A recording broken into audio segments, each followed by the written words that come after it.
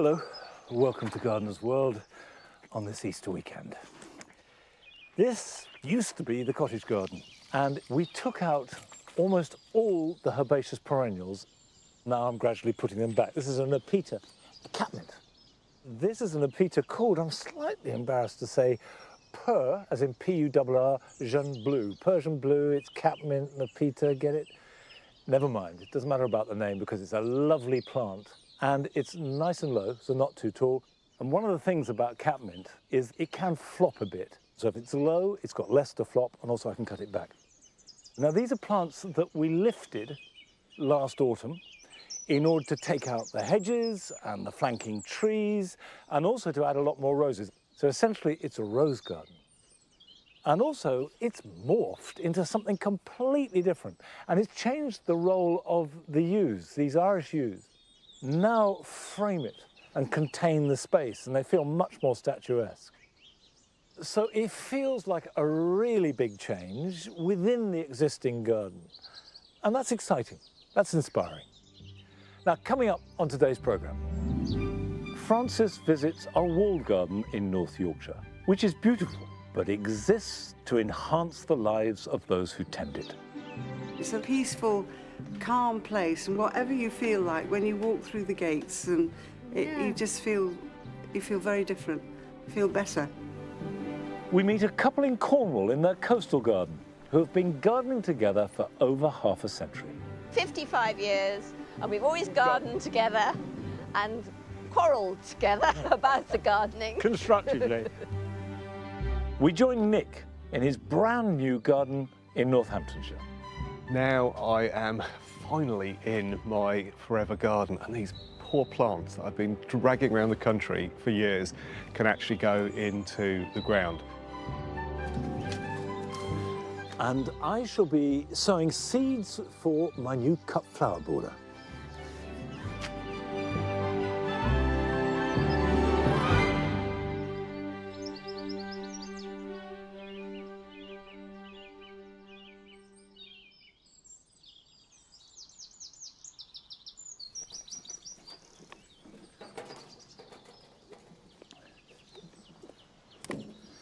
We've made changes here at the Mound.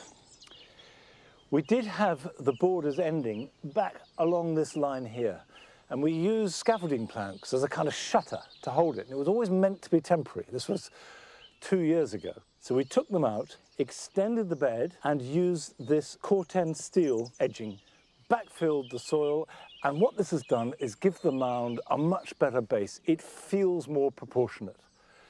I've indulged myself in buying 4 really nice topiary yew balls, and now I've got a whole strip going right round the mound to plant up. Now I intend to harmonise with what we've got here, and actually that's quite easy because this has a very clear defined colour theme, which is pale yellow and pale blue. Now I've got some plants that I've salvaged, so that's a start, but that hasn't stopped me going shopping.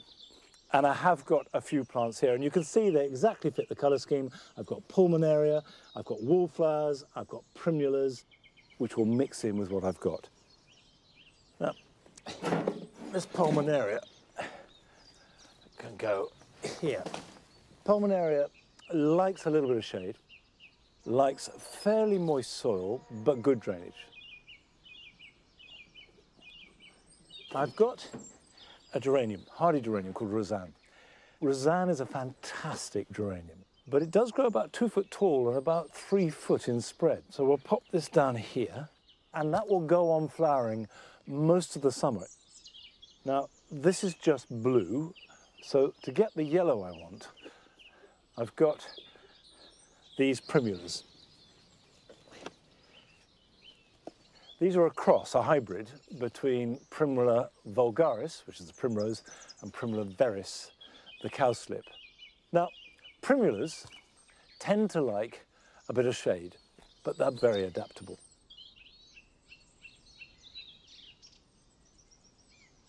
Got Brunnera with these lovely clear blue flowers and a silvery leaf. I've got a couple of Aquilegias here. This is Yellow Queen, which is very, very pale yellow. And one of the fun things about having a colour theme in any garden project, and it doesn't matter what the colours are, is taking those colours in whatever direction they want to go. You know, when is pink red? When is pink white? When is yellow ivory? It doesn't matter. It's a game, but it's a good game. And that can come in there. Now these are wallflowers. Absolute perfect colour. Wallflowers are biennials, which means you sow them one year and they flower the next year, and that's it. And of course, wallflowers are a plant that you grow for their fragrance as much as anything else. There's no other plant that has such a lovely honey fragrance. One lot there, and I've got some more which I'll put on that side. Now at this stage, stop, have a look, go and have a cup of coffee. Come back and have another look, maybe sleep on it, ask someone else, move things around. The absolute rule is place twice, plant once. Right, I'm going to place on the other side and take my time, but while I'm doing that, we're going up to North Yorkshire, in fact to the edge of the North York Moors, which is one of my favourite places in the country, and Francis has gone to visit a garden with a very special project.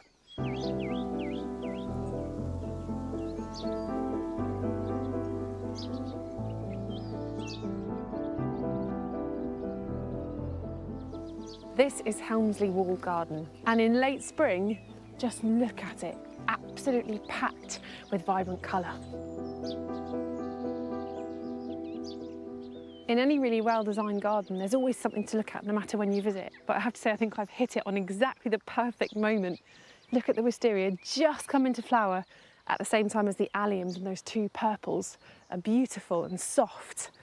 But then, as you move around into this long border, the purples continued, and then accented by yellow, so a spodline lutea and different euphorbias. It's just beautiful. And that yellow and purple then continues in this amazing laburnum arch. How beautiful is that?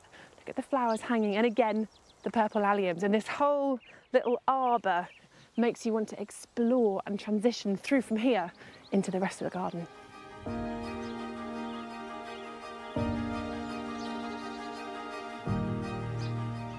But as well as being a feast for the eyes, there are many other benefits that this beautiful space offers. June Taish is the head gardener here. She's clearly a talented grower, but not just of this stunning display of flowers. Hello, June. Hello, hello. Busy working away. Nice to meet you too. It's so glorious. It's gorgeous, isn't it? Well, tell me about the walled garden itself. It's an 18th century walled garden. It's actually built on a parallelogram, which is quite an unusual shape, I think, to try and capture as much sun as possible. The garden's very much planted to demonstrate horticultural approaches that we could see anyone trying in their own garden, I have to say. And this iris border particularly, I mean, tell me about this, it's just breathtaking. Well, this was created probably about 4 years ago, and it was created by volunteers. We don't have any paid garden staff, so volunteers lifted and divided iris, replanted iris, potted iris up for sale. So it was a lovely learning experience for our volunteers. They really got a lot out of it. And that's the principle that we take forward. That's how we look after the garden. How many volunteers have you got? We've got over 83 garden volunteers. They look after the garden and the garden looks after them as well. We have a really nice mentoring scheme. We look to try and support our volunteers, whatever kind of support they need. So some of our volunteers might want to learn more about horticulture. Some might want to be more involved socially with their community. This is where they come and they can feel purposeful and feel they've achieved something in their week. Well, clearly it's working because it's absolutely gorgeous. It's beautiful. It is lovely, thank you.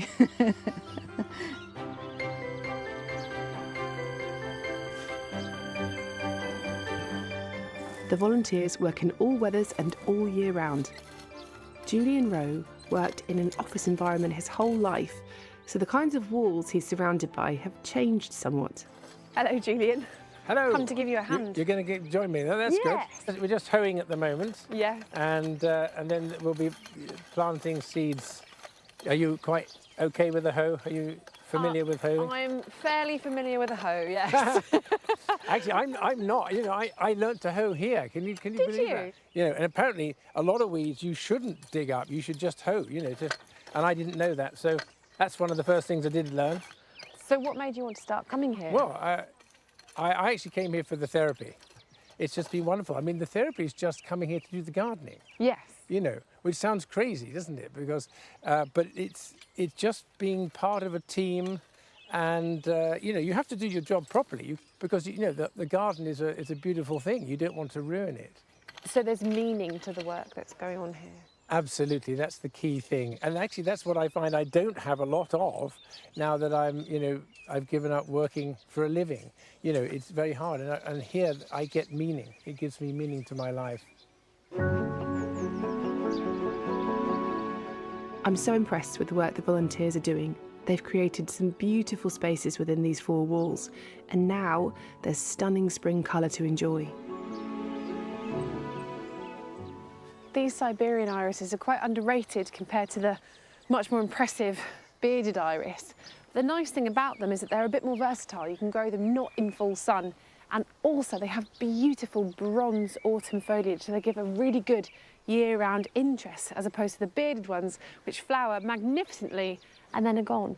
So these, I think, are some of my favourite plants.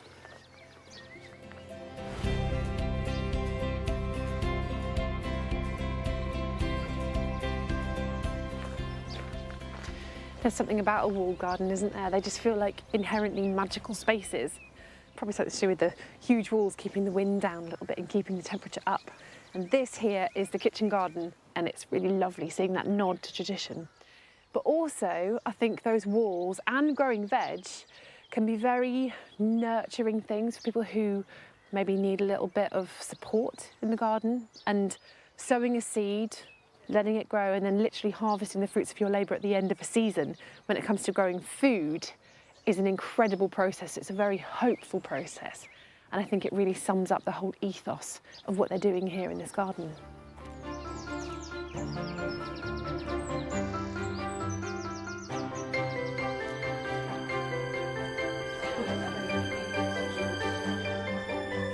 The team that works so hard to make this garden what it is are refuelling with a well-earned tea break. I'm joining Emma and Anne. So do you two work a lot together? Yes, we do actually. Yes, we we do. thrive off each other, don't we? Yes, yes. I've probably got a bit more experience with gardening than Emma, and I can help her. And she's been at the garden for a lot longer than I have. And there's probably things that she knows about the garden. It's a good team. Yeah, isn't it works both ways. We work as a good team support. Yeah. So what is it that you love about it? You know, this lot is my second family, really, because my parents live away. They mean a lot to me. You know, sometimes, you know, you come into work and you're not in the best of moods, and they just cheer you up and ask you what's wrong. And It's a lovely, peaceful, calm place, and whatever you feel like when you walk through the gates, and you just feel very different, feel better.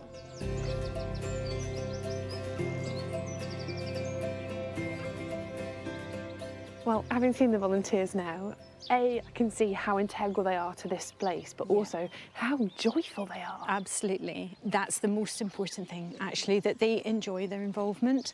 And if we get some great work done as well, that's a real bonus. But the work they do when they do it is of a really good standard.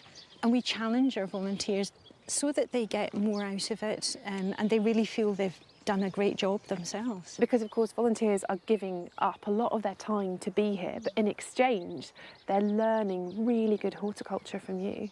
Yeah, it's really lovely to see people gaining confidence, using tools correctly, using horticultural terms that they never even knew before, but actually loving doing it, really enjoying it, because that's what you should be doing with gardening. Gardening is joyful.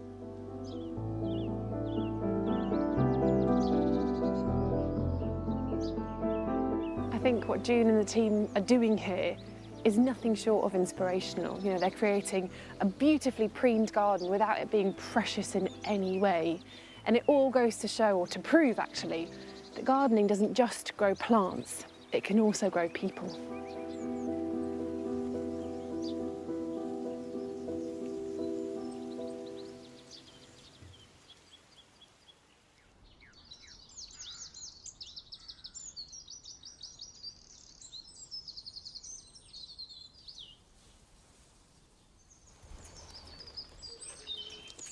Thank you.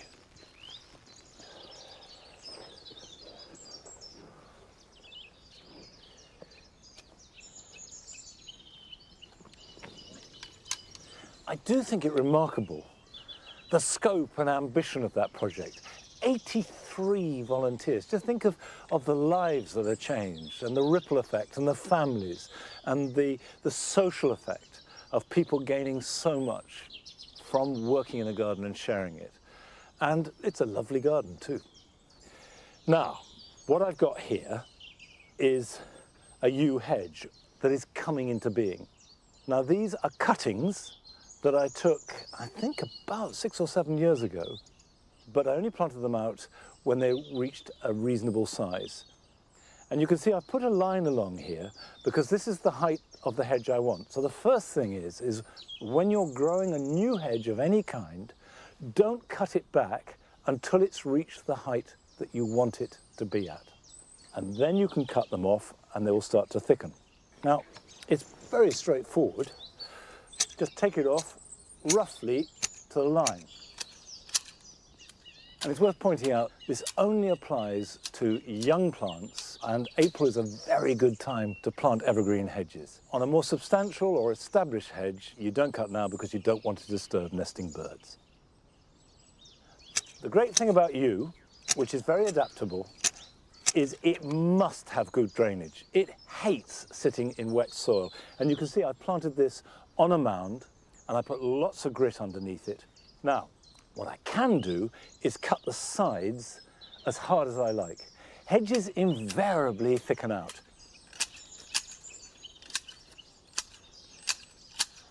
Yew doesn't like making a hedge much under 1 metre. So if you want a low hedge, it's not a suitable plant.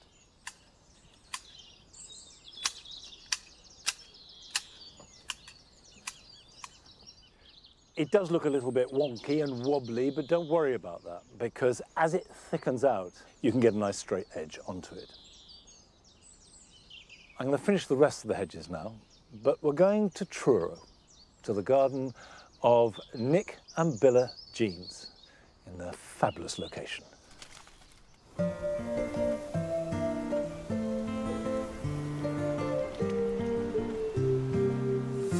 You do feel very lucky to be in this beautiful part of the world. It is a gorgeous place.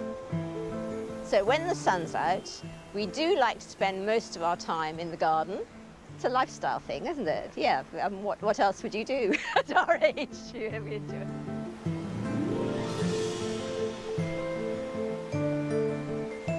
I'm Billa. And I'm Nick. We've been married for 55 years and we've always gardened together and quarrelled together about the gardening. Constructively. We argue, but we don't fall out.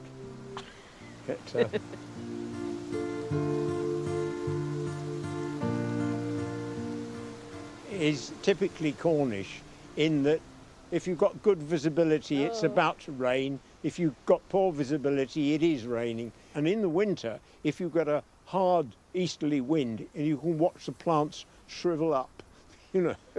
We do catch the frost because it rolls down the hill, unfortunately. So it's not as balmy as it could be.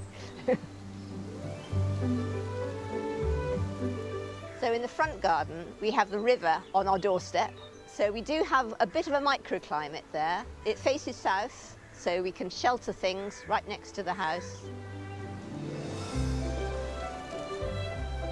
I think late spring is the best time of the year, when you've got that rush of growth. Well, bulbs do really well in this front bit, because it's very free draining. We're on a slope, it's hot and sunny in the summer. So the irises, loving it, aren't they? They need to have a bit of a good bake with the rhizomes to make them flower, and they certainly have. Fennel does very well in Cornwall. It's a lovely tactile plant. I think we choose plants for the benefit to wildlife. A lot of stuff is left to grow naturally, and I will edit out what I don't like.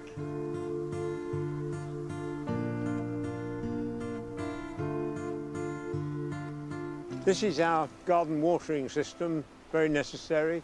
The roof water is all piped into a drainage system which comes down here and was originally meant to go into the river, which would be a terrible waste. So what we did, we dug a hole here about 9 foot square and 9 feet deep, and we built a concrete block tank, and all the rainwater is stored here. Then the question was, how do you get the water out of the tank? And then I found they still make these. I put it in, and there you are. And you can fill a 3-gallon watering can in about 10 pumps. And then, of course, as soon as I built it, Billa uses it as a base to put plants on. Heavy stuff Nick will do, and I'll do the fiddling. So very often he will do something, and then I'll have to come around and titivate and raise it to a higher standard, definitely. You finesse things, I think. Yeah. I'm scratching around like an old hen, he tells me. Yes, I say she's scratching around like an old hen. But to the result of her scratchings, we get all sorts of interesting things. So over in the main garden, we love to grow what we eat as much as possible. We've got perennial onions and kale and herbs. So any time of the year you can go and pick parsley. I love to be able to do that.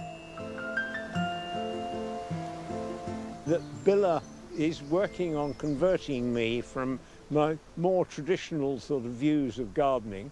She's a particular enthusiast for no dig. And our vegetable garden this year, there's virtually no digging and cultivation in it at all. The potatoes have come up all right. The potatoes have come up all right. Yeah. It remains to be seen whether having planted potatoes in a bed that hasn't been disturbed for 18 months, whether it'll be possible to bank them up. Yes, you just put on more compost.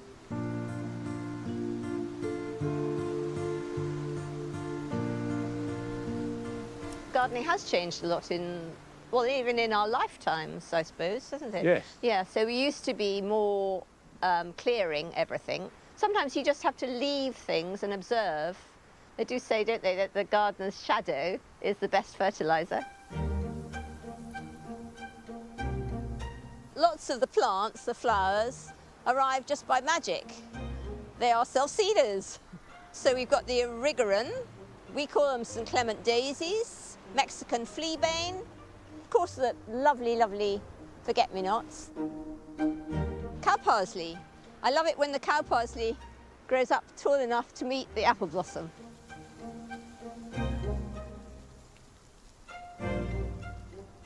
Here you have our main composting area. It looks a bit like Steptoe's yard, but then that's because it's all built out of recycled corrugated iron which came off a shed roof about 30 years ago. We've got this wire screen on the top, which is just a bit of old wire reinforcing mesh on the wooden frame. We can take out the twigs, which we don't want too many sticks and twigs in it, and it also spreads the stuff out well. And then, so I can show you, the wind is not helping today. Pick out the twigs, and then it's grass. So you get an even sort of mix, and then just level it off, and we go back for another lot. So it builds up in layers. But by the time it's been turned 3 or 4 times over a year, we've got all the mulching material to go back on the garden again. So, I mean, this year we finish up with about 2 or 3 tons of compost, which has cost us nothing. It's not the easiest garden to work with as we're getting older because it is on quite a considerable slope. Yes, it can be quite challenging gardening in a coastal location. We haven't really got anything to complain about, I don't think. It's nice gardening together. It is, yes. Very good.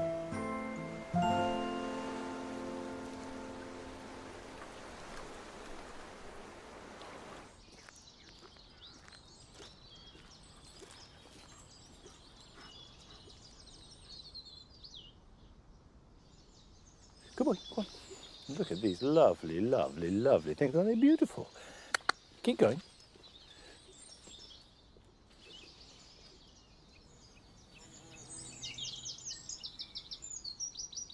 I think if you are lucky enough to have a collaborator, a partner that you can garden with, then that is a really good thing. Sarah and I have always gardened together, and I wouldn't dream of doing anything here without her collaboration and cooperation, and that sometimes, as Nick and Billa pointed out, leads to arguments, but hopefully not rows. Creative debate. Now, we agreed to move this rhubarb here from the cottage garden. This is a variety called Tophill Early. And you can see that it's growing quite well, and it may look as though it's ready to harvest. But because I moved it, I'm not going to harvest at all this year. And if you plant rhubarb or move it, leave it. Don't pick any of the stems. Let the leaves grow full foliage, and through photosynthesis, the roots develop, and then next year it'll be in a better position to give you plenty of stems. Now, Tophill Early, as the name suggests, is an early rhubarb. Now here, if Ned isn't going to lie all over it, go on, get off. Terrible dog. This is Victoria, which is a later variety. It's very big, it's very robust and very delicious, but it won't be ready for harvest until well into April. And then, as with all rhubarb, stop picking it, certainly by the end of July, and just let it have a chance to recoup its energy. And that way, you can keep rhubarb going for generations. And stewed rhubarb for breakfast in spring with a little bit of fresh yogurt and some of our own honey, fantastic. Now, still to come on today's programme. Nick makes plans for a garden in his new home in Northamptonshire. Because the focus here is all about these stems, I don't want to compromise them with an ugly stake. So I want to let you into a little secret form of staking. And we go to Surrey to meet an enthusiastic grower and swapper of houseplants. So this one is a Hoya globulosa Welsh mountain zoo. Oh my goodness. This is a wish list plant, Claire! But first we're going to visit one of your gardens, and this belongs to Sue Millard. Hello. This is our garden in Cumbria. We've been here almost 40 years this summer, and I thought you might like to see all the different kinds of daffodils that have emerged from the lawn in the years that we've owned this house. We're on top of a small hill here, and although we have some shelter from trees, you can see we're very open to the weather. When we first came here, there were just single leaves in a flat lawn. My husband has mown around them, and old varieties have come up that we've never seen before. These are two of the oldest daffodils we have here. Narcissus pseudonarcissus, our wild daffodil, and a direct descendant called princeps, which is taller and larger, and it flowers a little bit later. This is an extremely old daffodil, Telemonius planus. I understand it was known at least as early as 1623. This one is Mrs. Langtree, and it was probably planted when our 18th century house was rebuilt in 1902. This double I know as butter and eggs. Daffodils are always popular with the pollinating insects, the hoverflies and the beetles. That's our cat Sooty, with a big bank of Carlton daffodils. It's amazing the things that will reappear if you just give them time and don't mow them off. Now I'm looking forward to our bluebells in May and 50 yards of honeysuckle hedge in June. But for now, bye-bye.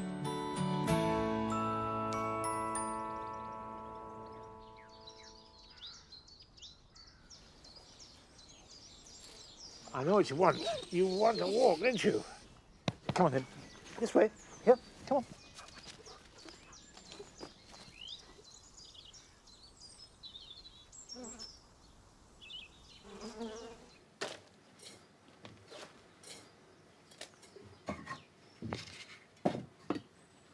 thanks, Sue, for sharing that incredible range of daffodils. I have to say I'm very envious because this year the daffodils in the grass here at Longmeadow have been a profound disappointment. I put that down to the fact that they've had such a wet winter that they've grown lots of foliage at the expense of flowers. And by the way, please do continue to send in films of your gardens, whatever it is, whatever type it is and whatever particular passion you have. Now, I'm sure that sooner or later everybody faces the problem that we do all the time, is you see wonderful flowers in the garden. You want to cut them, bring them indoors, they'll look superb in a vase. But if you take them, the border will have a great big hole in it and won't look so good. And the answer is to have an area of the garden specifically and only for cut flowers. So this year, I've made 4 raised beds that are going to be just for cut flowers. So I thought today I'd get going with Gypsophila. And Gypsophila is one of those plants that are perfect for flower arranging. Easy to grow, they're a perennial, they just keep on giving. Tiny little black seeds, but I will try and do it as evenly as possible.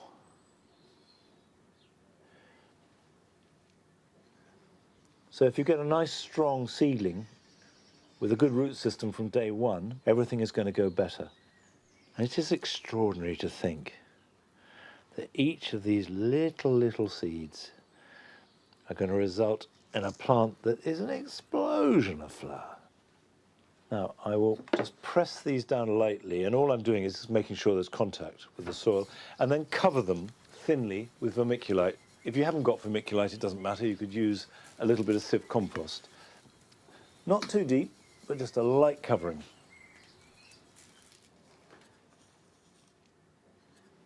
It's not a bad idea when you're growing Gypsophila to water them and then put them in a polythene bag, and that will keep the moisture level high. Keep them warm, keep them light, and then when the seedlings appear, take them out the bag. And they should start to appear in about 10 days' time and be ready to prick out in about 3-4 weeks' time and plant out the end of May. Right, I will label these.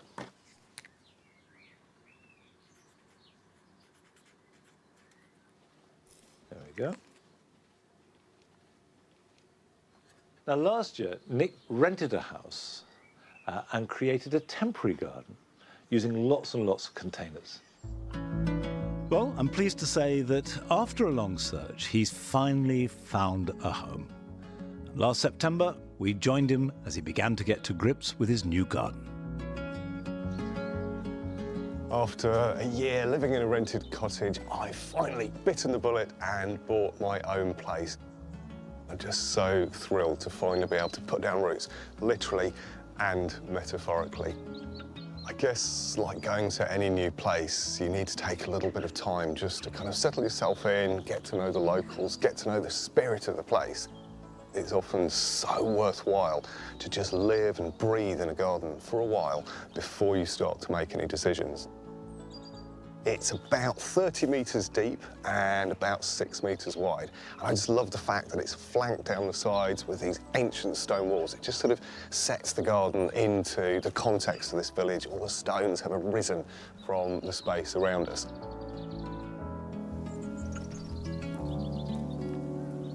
What I'm really pleased about is it's got a great structure of trees and shrubs already here, which gives me a great sort of palette to work on. You can see the buddleia sit in the back there. I reckon it takes up maybe 1/8 of the volume of the whole garden. It is absolutely vast.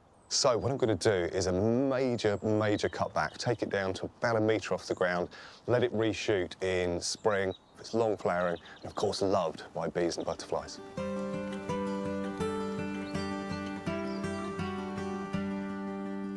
I'm sure you've all come across the idea of no mow May.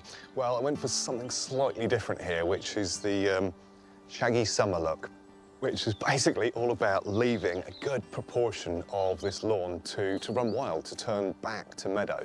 Of course, it's great for wildlife. There's lots of flowering plants that will appear here and provide support for pollinators. I wanted to cut down my maintenance, but actually, most significantly, I wanted to see what the seed bank in the soil was. And so I was absolutely thrilled to see that I've got things like ladies' bed straw, growing away. And so they've flowered through the summer in this sort of grassy mix. I haven't had to maintain it at all. And of course, it's been brilliant for providing food for all the pollinators. It's not a huge garden, but it's about average for the UK. And so I really wanted to pack in as much as I possibly could. So the terrace on this side will have effectively a sort of a fire pit in the wall, and then a little bit of a fire on the other side as well, which will be a nice sort of breakfast area. And then really the rest of this space that's currently sitting as lawn is going to be nearly entirely planted. I'm happy to say I have plenty of plants to get me started. Most were in pots in my rented garden, so it was a case of getting them stored safely over winter and brought over here. Time has flown since I moved. Now it's nearly spring, and although this March is proving to be a bit wet and miserable, I'm figuring out where I want them all to go. These poor plants that I've been dragging around the country for years can actually go into the ground. And so there are certain plants like this rose back here, for example. This is called Bengal Crimson, and in theory it will flower year round. But because I've been slightly torturing it in a pot, it's not blooming at the moment. It does, however, have buds in March, which is pretty extraordinary. There's all sorts of other bits and pieces here as well that have come from the rented cottage. Got this fantastic Anastodontia over here. All of them are going to be freed and starting to grow in the garden really soon. And I've got all sorts of new plants as well that I'm going to add into the mix. So various hellebores, some wonderful Erysimum down here. This is a fantastic cultivar, quite a new one, called Poem Lavender. And it's got that lovely mix of kind of peachy pink with a mauve and a slight sort of purple note to it. And what's brilliant, of course, about these perennial wallflowers is they don't stop flowering for about 3 years and then drop dead. As long as you take cuttings, you can keep them going in the long term.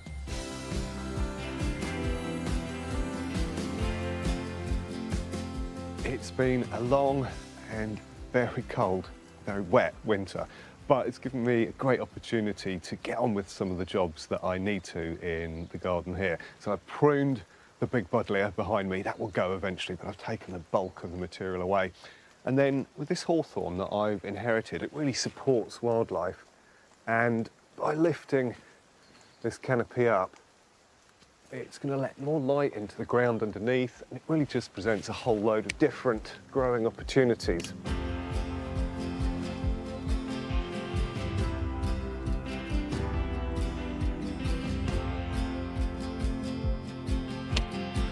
I'm really keen to make sure that my new garden has got as much interest as possible.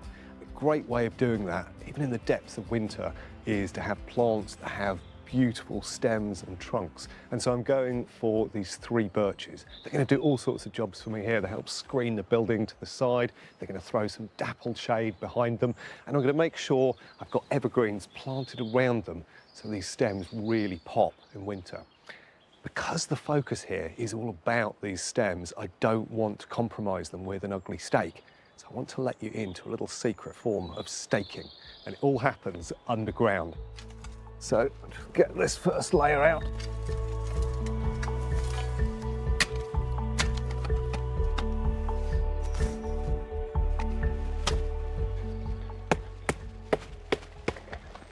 And it was always that easy. Right, out that comes. As you can see, this has got a fairly decent, stable, rooty top on it, and that's going to make all the difference. The other absolutely key thing, if you're putting in a specimen of this nature, is to make sure that its best face is facing the direction you're going to most commonly see it. First step in the process is to get some batons on top of the root ball. And they're going to be what stabilises and really holds this in place once I've got the wiring on top. These don't need to be anything fancy, they can be old offcuts of pallets and the like. Next stage is these angle iron stakes. These have cost about £2.50 each. The next process is the straining wire. Now again, this is really cheap. You can buy a roll like this for 3 or 4 quid, and it's got all sorts of uses around the garden. So what I'm going to do is just to attach this into one of my angle irons just here. The idea is really to get this as tight as possible by hand, Then I can do a last knock-in of the stakes, and that's really going to pin this timber frame onto the top of the root ball.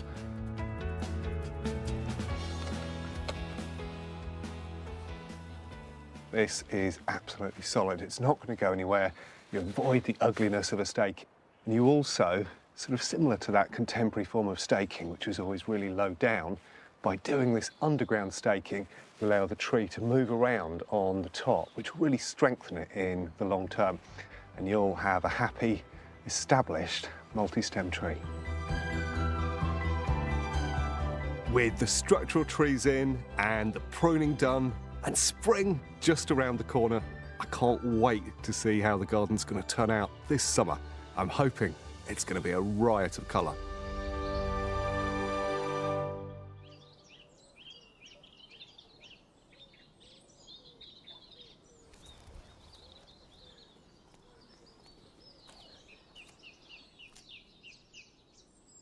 You can tell that Nick, although he's keeping a calm exterior, knows that he's on the cusp of a big adventure. Well, I really envy him because it's such fun.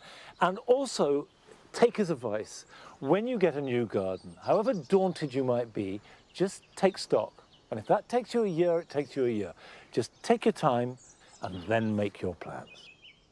Now, here in the writing garden, it's white, it's frothy, it's light. And at the moment, you have the snowflake, the leucosium, and then the tulip that's just beginning to open up in the last day or so. It's quite early for us, that.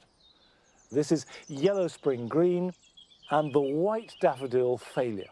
And that's just about it. Very, very simple. And sometimes simplicity is all you need.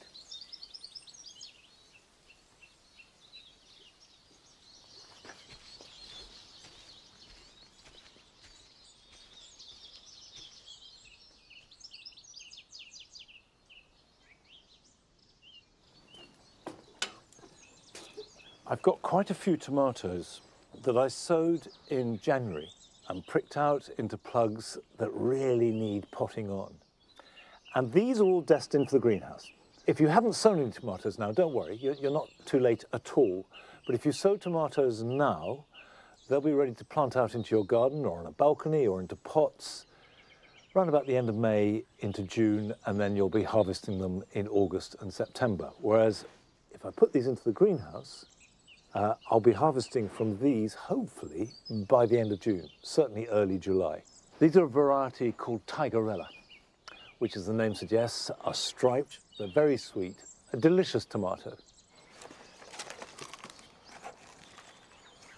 Put it in quite deep.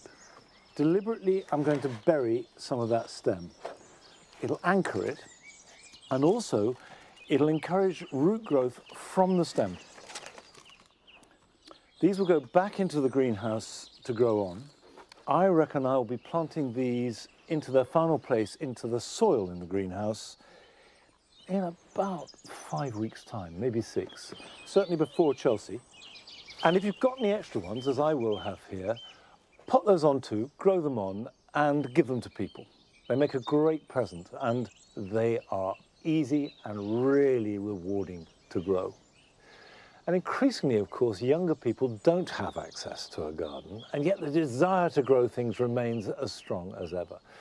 And we went to visit Claire Lowry at her home in Surrey, where although she doesn't have a garden outside, she is growing an extraordinary range of plants inside.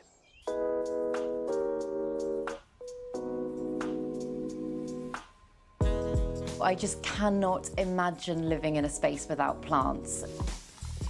I love the look of houseplants, so when I was in my early 20s, I started kind of getting 1 or 2.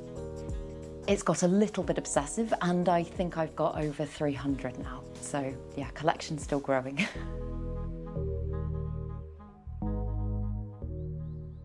Welcome to my living room. Over here I've got one of my favourite plants. This is an Aglaonema cutlass, and it's so, honestly, it's so ridiculously easy to care for. I would say it would make a really good beginner plant because I do very little to this plant, but it's got really gorgeous foliage. It's really adaptable when it comes to light as well. It can survive in lower lighting conditions, so if you don't have that much natural light, it's perfect. I also pretty much let it dry out between waterings because it's very drought tolerant. So yeah, I love that one. And then I've got my massive bird of paradise here, which is just growing like a weed at the moment. It keeps turning to face the window, so I have to keep rotating it. So it's a little bit wonky right now, but I do love it. I just think it's got that beautiful kind of jungly vibe, and I think it's gorgeous. So I live in a fairly small space. I'm just in a one-bedroom flat, and so I've had to think a lot about how I can really optimise the space so that it doesn't feel cluttered and I'm not constantly tripping over plants. So yeah, I've got my big hanging rail that goes all the way around this section of the room, and then I've got my stick-on shower shelves over there on the window, and they're fantastic because they just allow natural light to pass through them.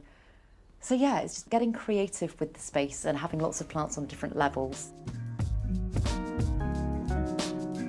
I've got certain zones in my house that I've created. Like I've got my cabinets, for example. The main cabinet in this room here is my tropical plants that need very high levels of humidity, tend to prefer higher levels of heat. And then I've got a propagation/rehab cabinet in my bedroom. And that is the one that's always chaotic, always very messy, but it's where most of my new plants will start off when I bring them in. So in my cabinet, I've got some of my most kind of treasured, precious plants. And the great thing about creating a cabinet space is firstly that it's really easy to do, but you can just control pretty much everything in there. So I can make sure that my plants are receiving enough lights because I've got grow lights in there. I can control the humidity. I used to use heat mats in here, but nowadays it seems to just store the heat pretty well, so I don't bother. But I've got a little temperature and humidity gauge, which is a little bit lower at the moment because the doors have been open a lot today. Usually it tends to sit around about 26 degrees Celsius, which is obviously very warm. And ideally the humidity will be anywhere between about 65 and 80.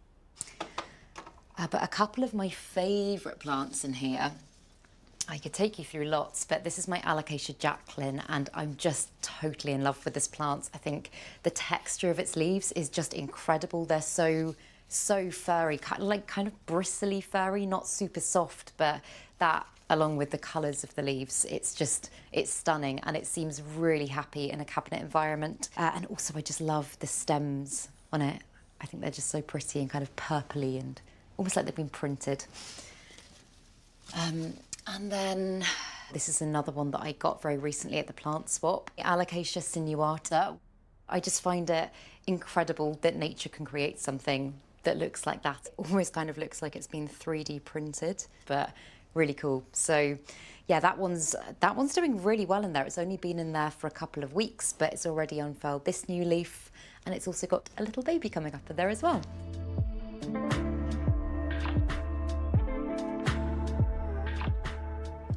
So these are my Monstera dubias, and this is the plant that I'm probably the proudest of in my collection at the moment. I got it when this was about 30 centimetres high about a year ago, and as it's grown, the form of the plant just started to get bigger and bigger, and then really change and develop these beautiful fenestrations.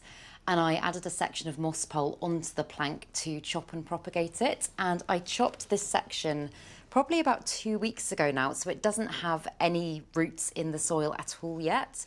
All of it is contained purely within the moss pole, and that's what's keeping it going. It's just blown my mind really how much the form of this plant can change. Not only has the structure of the plant changed, the whole colour's changed. I'm very excited about the potential of this bit. I think the key to the massive growth that I've achieved in this plant has been the light that it's received. I've always made sure that it's kind of pretty much right up against a window. I know a lot of people grow this plant in the UK, and I think because it's another one that's known for being able to survive in lower light conditions, sometimes people just assume that that's the best for it. And in my experience, it's not at all. So lots of light, and hopefully it will do this.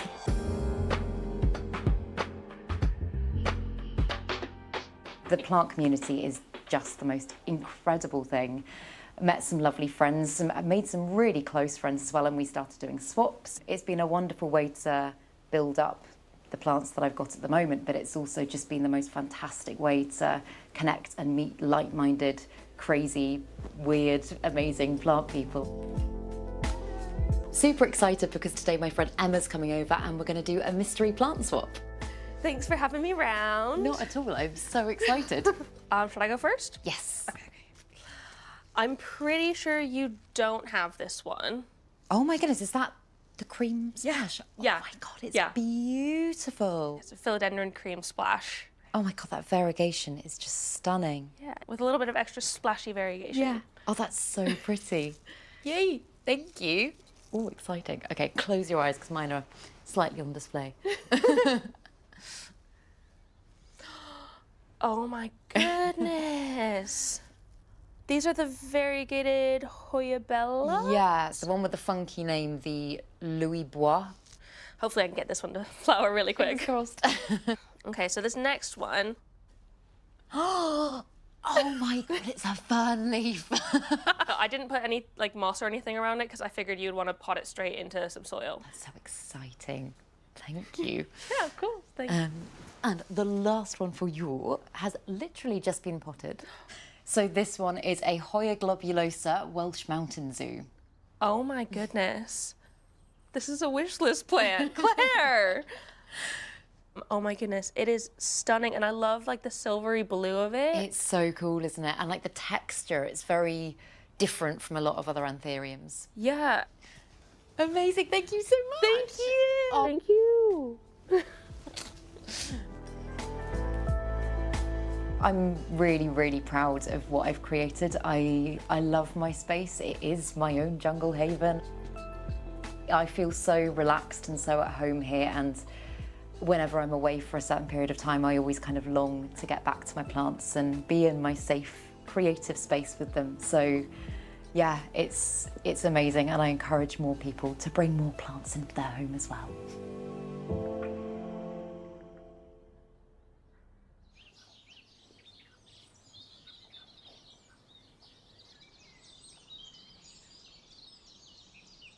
I've said it before, but it really wasn't so long ago when houseplants were considered to be a bit old-fashioned and stuffy, and now look at them.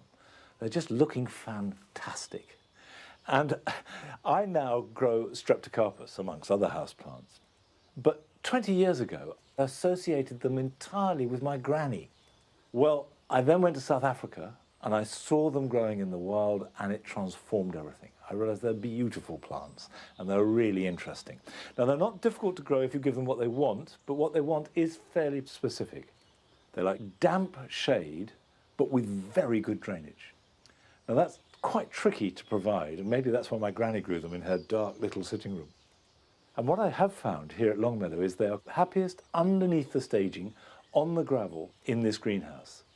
But they do need potting on, dividing, feeding, watering, looking after, particularly at this time of year. So if I take it out of its pot, you can see the roots, quite fibrous roots, completely packed round. That's solid. So what I'll do is break that up, like that. That's one, and I think I can make at least 3 out of this. So I'm going to repot them into a mix of leaf mould and perlite. And the perlite is going to ensure good drainage, and the leaf mould is a nice loose growing medium, but low in fertility. A bark-based compost will do fine, but add plenty of grit or perlite. And then I'll put a crock in the bottom of the new pot. Some of that underneath, and then just fill around it. Now, having repotted, I'll clean it up. Any dead material, spent flower stems, leaves that are looking a bit sad, don't be frightened to cut them off.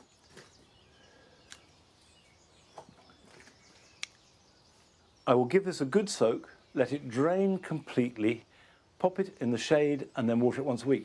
But if you've got a mister, you can spray it daily if need be, certainly more than once a week, and particularly in hot weather. Keep the air moist and the roots fairly dry, and they'll be happy. Right, I've got a lot more to do, but while I'm doing this, here are your jobs for the weekend.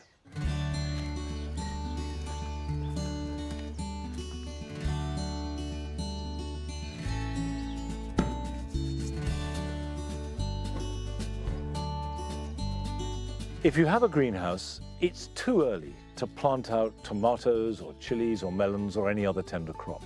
But use the space by planting young salad plants. If you've grown them yourself, that's fine, or you can buy them in plugs from a garden centre. Then these will grow quickly in the protection of the greenhouse, can be harvested and enjoyed, and then cleared when the tomatoes are ready to go in the ground.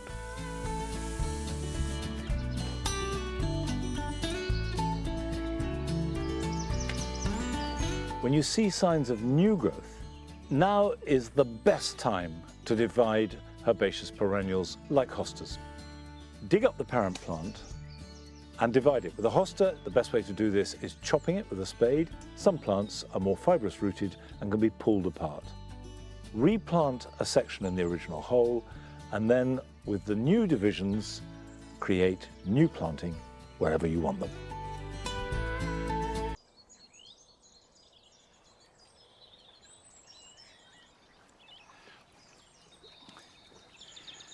I'm bringing out the pots of tulips, which I keep under cover. It's always tricky knowing how to store tulips because you want to keep them out of the rain, and thank goodness I have done, because they would have been saturated this year and then the bulbs can rot. But at the same time, they don't need protection from the cold, and it does them quite a lot of good to have cold. So I've been storing most of them in the bus shelter, and tulips won't be killed by a touch of frost. That won't do them any harm at all, and they're beginning to flower. Here in the Paradise Garden, the key tulip is a cuminata, and it's really long and thin, and they're quite an intense vermilion and orange. And what I've planted round the outside is a tulip called Flyaway, which is much cruder than a cuminata, but it's got the same colouring and it's fairly long. In the corner, I've got Negrita, which is quite a pale purple. It's touched with mauve, so quite rich colours here in the Paradise Garden. And hopefully the crabapple blossom will come soon at the same time as the tulips, and this long, wet winter will be a thing of the past. But that's it for today. Enjoy the rest of the Easter weekend. Get out into the garden if you possibly can. And next week I'm away, so Adam will be with you in his garden, and I'll see you back here at Longmeadow in 2 weeks' time. So until then, bye-bye. Watch the passing of the seasons through the natural beauty of an ancient city. Press red for the Chronicles of Armagh on BBC iPlayer. And major